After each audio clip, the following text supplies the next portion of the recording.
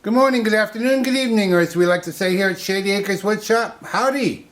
Today we have olive wood. This comes to us from viewer Dan in Las Vegas. A while back, Dan came up here from Las Vegas to Washington State to visit relatives and friends, and he contacted me and he said, hey, I've got some olive wood I'd like to bring you on my trip, and I said, great. Well, he showed up with a half a pickup truck load of olive wood. This is one piece of it. I just recently spent a little time cutting this, probably the smallest of all of them, about the only one I could lift, into pieces. This was the first piece I cut off, and I thought, oh, that's the one I want to turn. That's going to be a great piece. Look at that grain.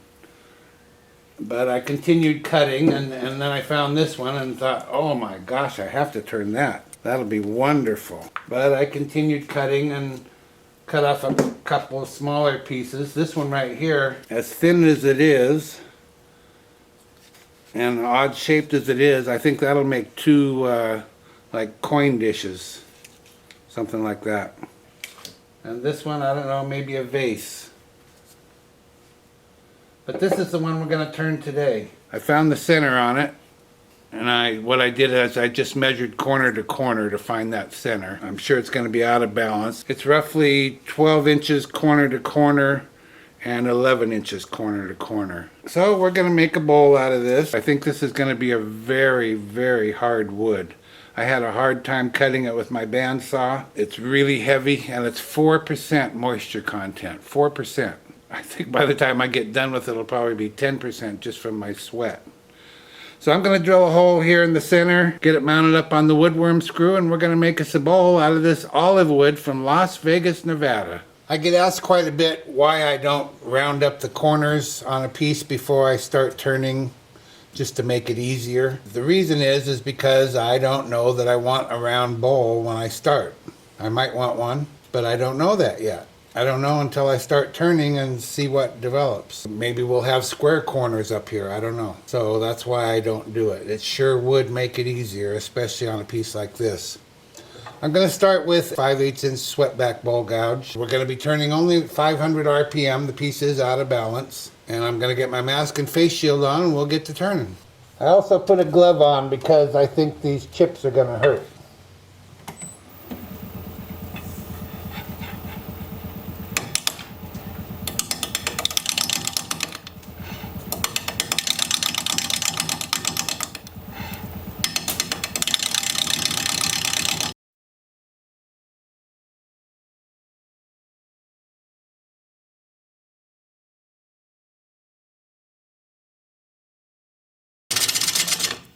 Wow. Whew. I think I'm going to flatten off some of the bottom here. I probably should go sharpen up already. We'll see how it goes.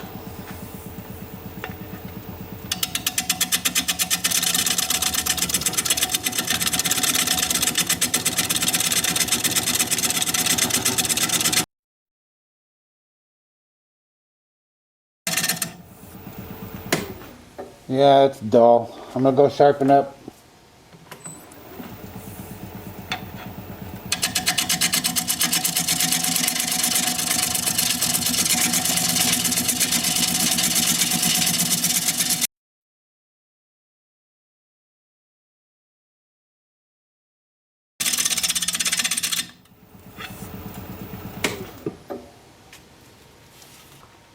Okay, I'm going to go back over here to the corner.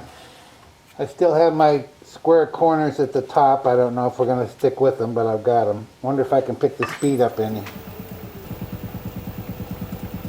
About 550.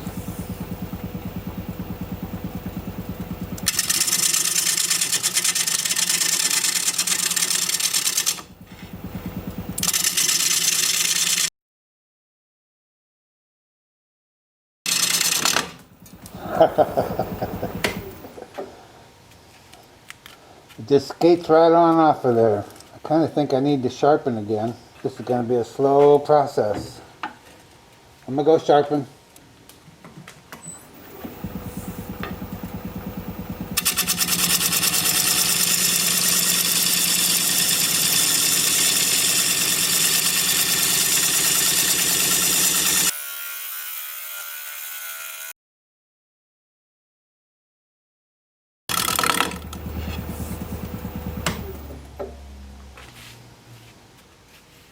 Beautiful grain, no doubt about that.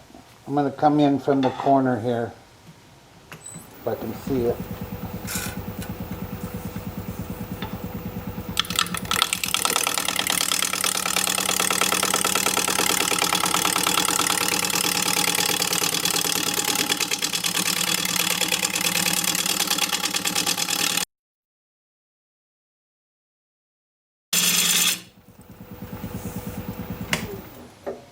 I don't want to get too thin on the top here because I'm going to have to turn some of the top. I am leaning towards leaving the four corners at this point.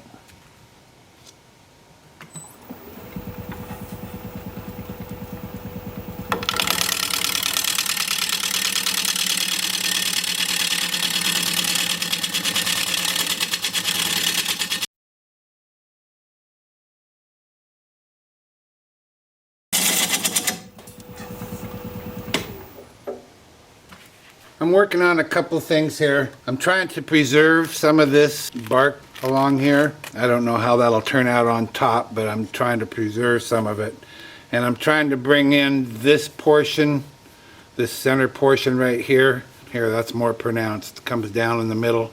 So I keep coming in this way near the top until I can get a straight edge along here. That's what I'm after. And then we can kind of finish up the rest of it. But we're just about there, really. Wish I could pick the speed up, and I wish I didn't have to sharpen every 3 minutes.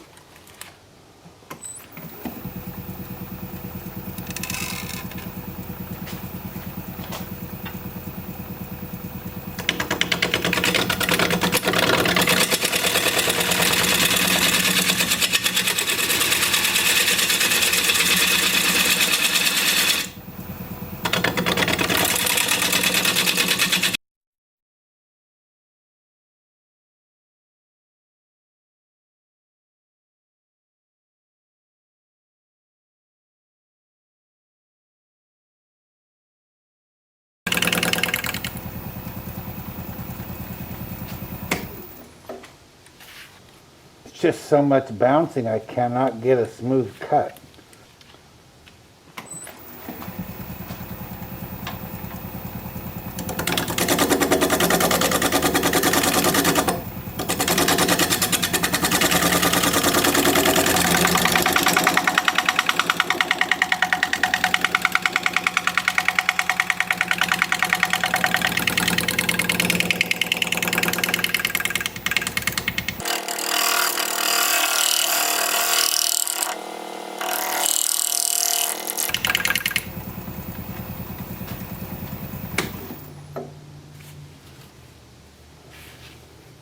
Oh, we're just about there. I'm going to go sharpen again.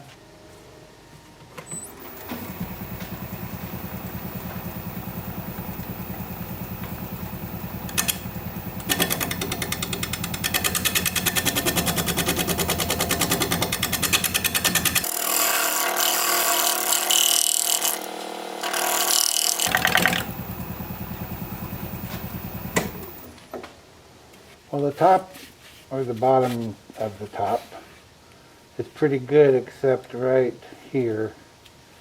I don't know why. I think that's flexing. It's so thin. Oh yeah, it's actually lower than the top is, the rest of the top. I wonder if I can do it without turning it. I just about can. See, I'm trying to get rid of this right here, this little raised area. It's pretty well gone the rest of the places, but this piece, this particular corner, is thinner than the rest of it because it comes down this way towards the bottom more than the rest of the top does. And so it flexes every time it comes around. It moves out of the way, and I can't, my chisel won't cut it because it moves. So I'm just holding my chisel in place. I'm trying to scrape that off.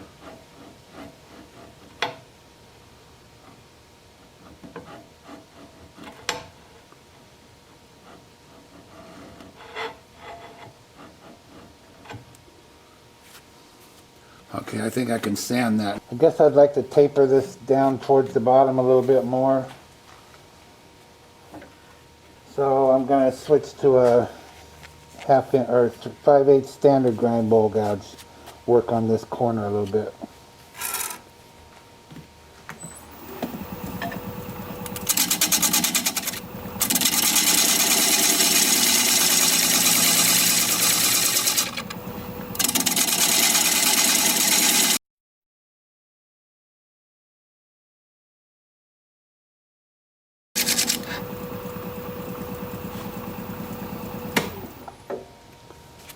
Okay, we'll go back here and work on the bottom and put a tenon on here. So we'll mark out for the tenon.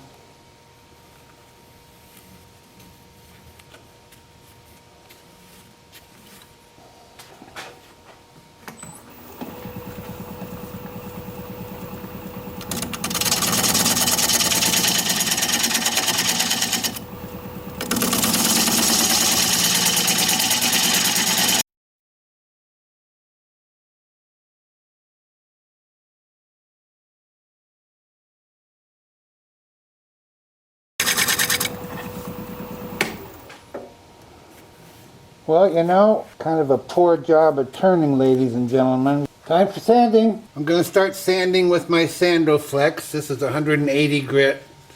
I'll sand the edges and the bark here and whatever these inclusions.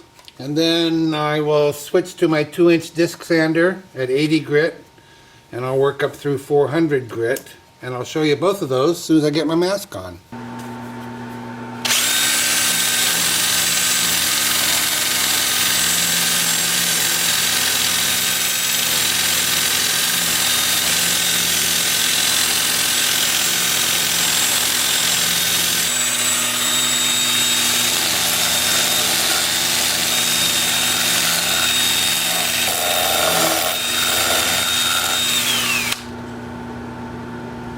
And I'll do more of that.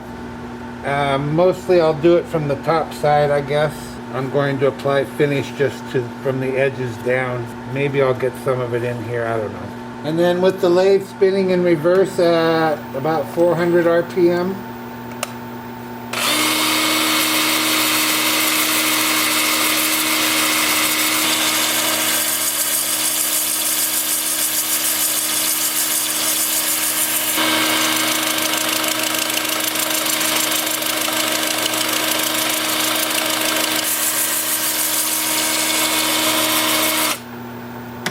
And that looks easier than I thought it would be. I'll bring you back here in a little bit when it's time to put some sanding sealer on. See you in a bit. Well, the only thing I expect to pop about this grain is my poor turning job. But I'm pleasantly surprised it is popping a little bit, isn't it? It was beautiful to start with, but usually lighter colored grain doesn't pop as much. But that looks pretty nice. Yeah, that looks real nice. Now I sanded these edges some, lightly. I wanted the damage and the saw marks and the whatnot to show, and I think they do. A little bit of weathering is present, and I like that quite a bit. And I'll use a little brush in a minute to get in all these areas I can't get with a rag. My voice is fading. I'm sure you hear it, I sure do. It's 7 o'clock at night. I'm never out here this late. Sanding was a little more time consuming than I thought it would be. A lot of hand sanding. And this is sanding sealer, as I said. And I've got some in this can and a little brush, and I'll just brush it into all of these bark inclusions and cracks and whatnot. There's a lot of little cracks, but they seem to be stable. Well, 4% moisture content. I don't think they're going to get any worse. Now, before I go on, this is drying way faster than I thought it would, and I like to wipe over the piece again after I use the brush so that I don't have any runs or brush strokes. And I need to do that pretty quickly. Well, maybe I didn't do as bad a turning job as I thought I did. So I'll put on 2 coats of this sanding sealer, and then likely 2 coats of shellac, and I'll put that shellac on exactly like I'm doing now. A rag and a brush, a rag and a brush. And I'll bring you back when it's time to start working on the inside, which is going to be tomorrow. For the guys got to eat dinner, you know. Okay, see you tomorrow. I've got 2 coats of sanding sealer and 2 coats of shellac on the bottom, buffed in between coats with this gray 3M pad, and the final coat buffed with this white 3M pad. Now I want to stay inside of this. I might lose this, however, but I still want to stay inside of it.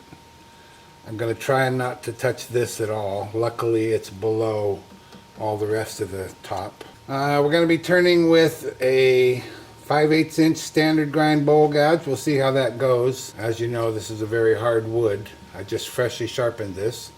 I'm going to get my mask and face shield on. We're going to be turning at just over 500 RPM.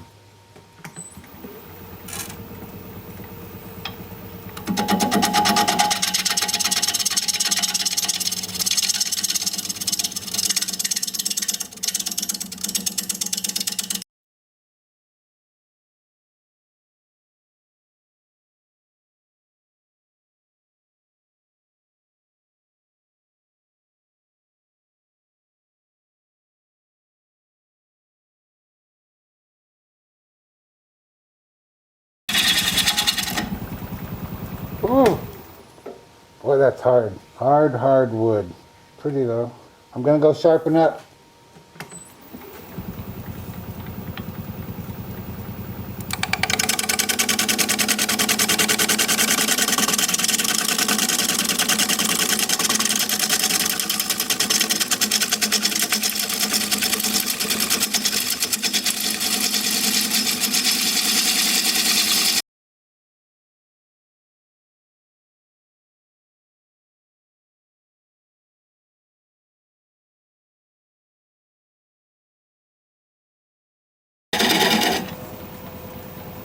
Whew.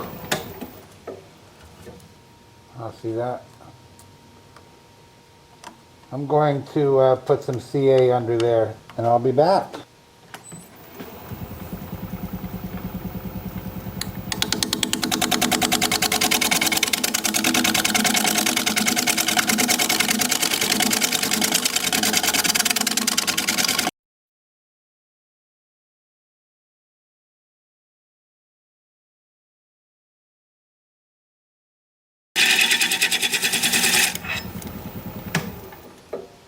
I can see light through this crack right here.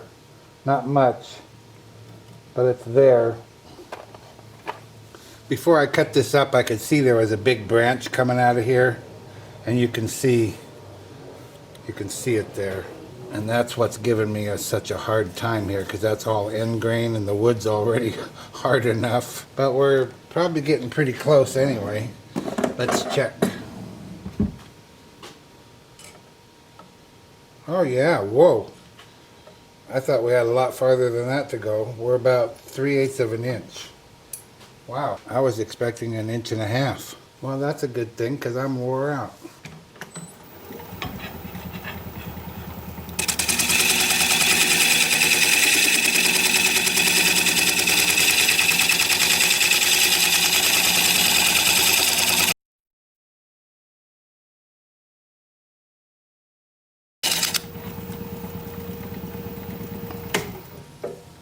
Well, that's just surprisingly pretty good.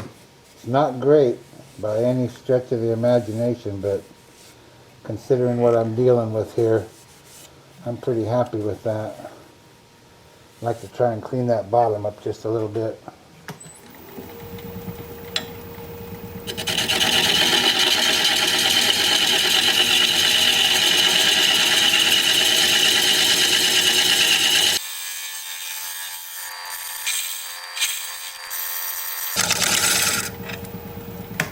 I guess I'm going to have to get my negative rake round nose scraper sharpened up. I'll be right back.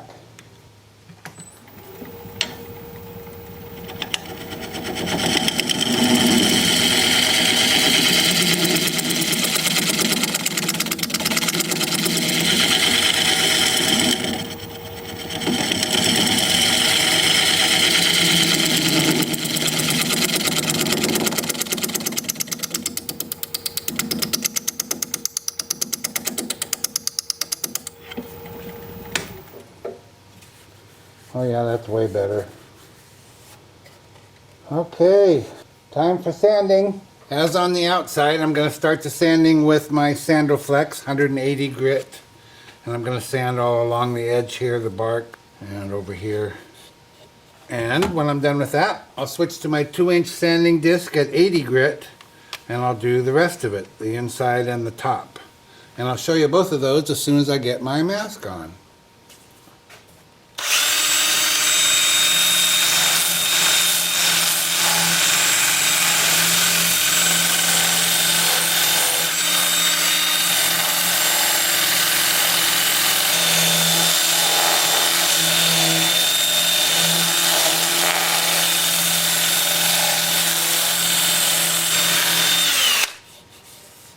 That looks like that's going to do a pretty good job. And then with the lathe spinning, whoops, forward at about 380.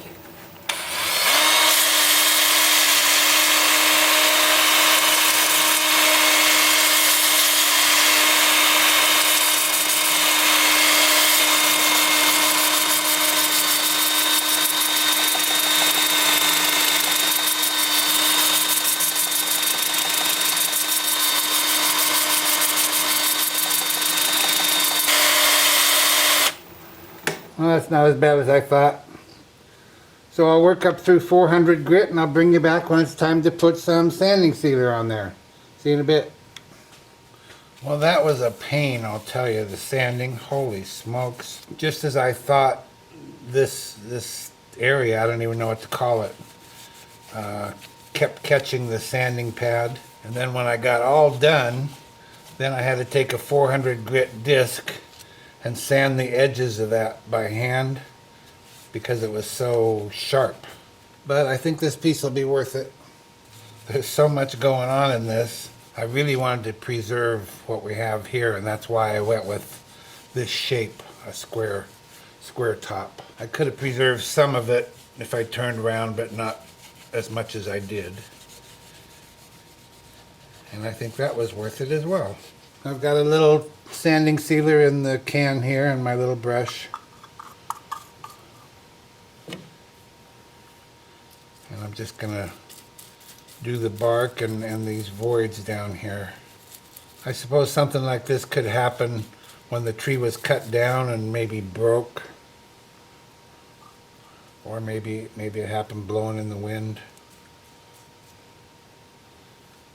So just as before, I will put on 2 coats of this sanding sealer and 2 coats of shellac, buffing in between like I showed you with the 3M pads. And I'll bring you back when it's time to take off the tenon. Then we get to see this upright in all of its glory. See you in a little while. I've mounted a block of wood up in my chuck. It has a non-slip surface on it. I'm going to place the bowl over that and bring up my tailstock. I still have the center hole there for reference, so I'll just drive the live center into that, and that should get me centered well on my block of wood. I'll bring up the tool rest. We'll spin the piece up. I'll hold my thumbnail against the edge of the tenon, make sure it's hitting equally all the way around, and it sure is. A little more pressure. I'm going to take a 3/8 inch standard grind bowl gouge and commence to removing the tenon.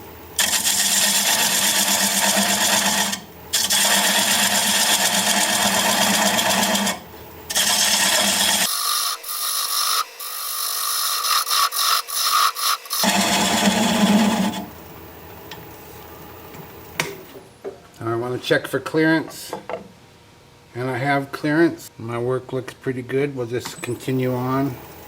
The lathe is spinning at 500 RPM.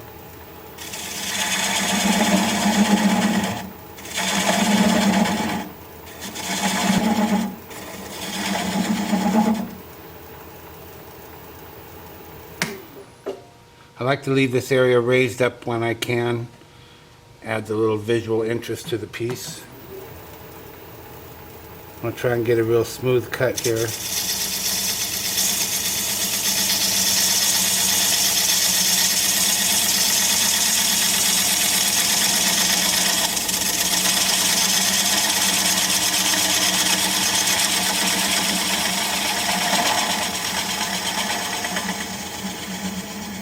Just saves on sanding later. And I'm going to switch to a 3/8 inch swept-back bowl gouge. I'm going to get a little bit closer with my tool rest and a little bit higher so that I don't get under that little nub, because that'll cause it to pop right out of there. And I'm going to slow the speed down to about 200 RPM. And I'm going to apply the bevel of the gouge against the bottom of the piece.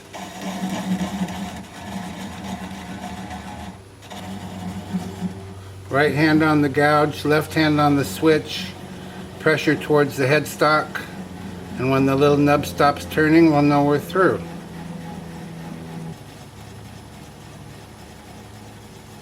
Like that.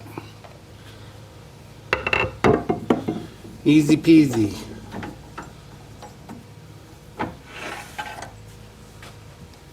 Then I'll just take this over to the workbench, sand it up, sign it, get it finished, and I'll be right back. Well, here it is, one olive natural edge bowl in the books. Natural edge, live edge, square. You choose. Look at that grain. Would you look at that grain? Oh my gosh. And the bark, it's absolutely beautiful. I just love this wing here. I love everything about this piece. Look at that. So nice. This was a really difficult piece. I don't know if that came across in the video. I might have skipped over some of that, but it gave me a pretty hard time. There's the bottom all finished up. It's just as nice as the top. It's really, really nice. It's just a nice piece. And I found this really cool thumb catch right here. So you can fill this up with your favorite whatever, and easy to hold. Left-handed or right-handed. Works either way. An ambidextrous bowl. It's a beauty, don't you think? I'd like to thank Dan from Las Vegas for bringing this up to me for all to enjoy. If you like this video, thumbs up please. I'd sure appreciate it. If you'd share it around, that'd be terrific. If you're a subscriber, thank you very kindly. I truly appreciate that more than you could ever know. If you're not a subscriber, you might consider becoming one. I put out regular videos about one a week, and I'd like to keep in touch. An easy way to subscribe is just click my picture you see there near the end of the video. Your comments are most welcome, and I read all of them.